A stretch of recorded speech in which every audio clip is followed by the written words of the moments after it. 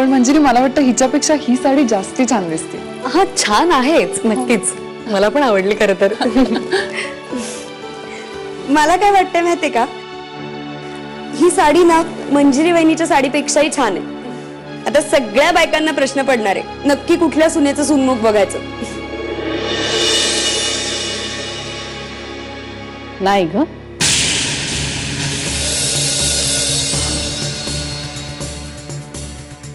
हा प्रश्न आपण पडूच देणार नाही आहोत कोणाला,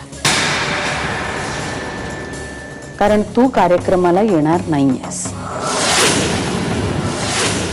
अगं कोल्हापुरातल्या समध्या बायका येणार कार्यक्रमाला.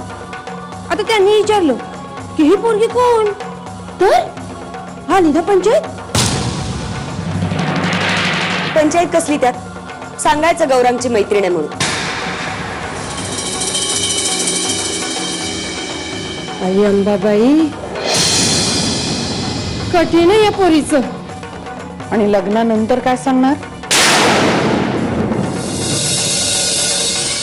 ही मैत्रीण लग्ना आधीपासूनच घरात राहत होती म्हणून? याचा अर्थ कळतो का तुला?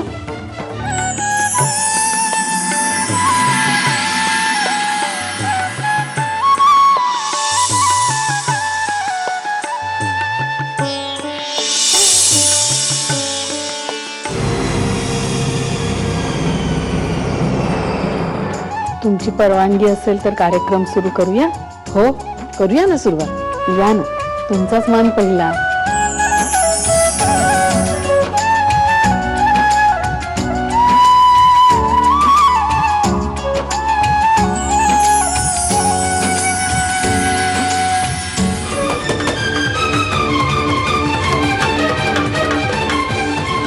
आवाज कसला हा?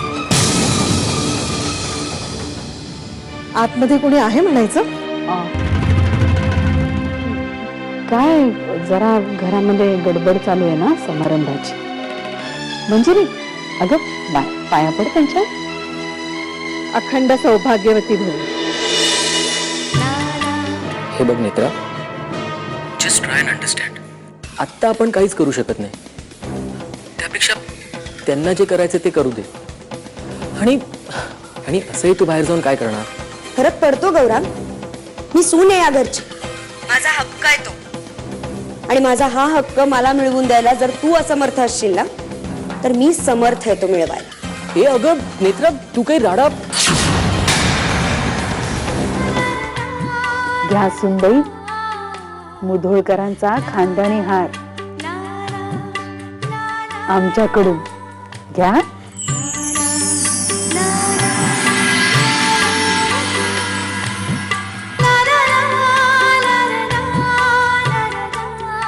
आवडला? छान.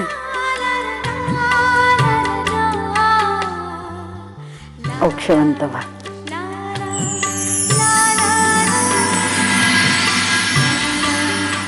बायकांचे पण काय फंडे असतात ना. अच्छा, तर सत्यजित राजे कौतुक पण करतात हा. ओके, तू काय गिफ्ट दिलंस? वचन दिले. कसलं? तिला जे हवं ते देण्याचं. शालिनी, मला तर वाटलं होतं की तुझी निवड वेगळीच असेल. म्हणजे मला वाटलं होतं प्रियालाच तू सून करून घेशील. तसा विचारच नाही केला कधी.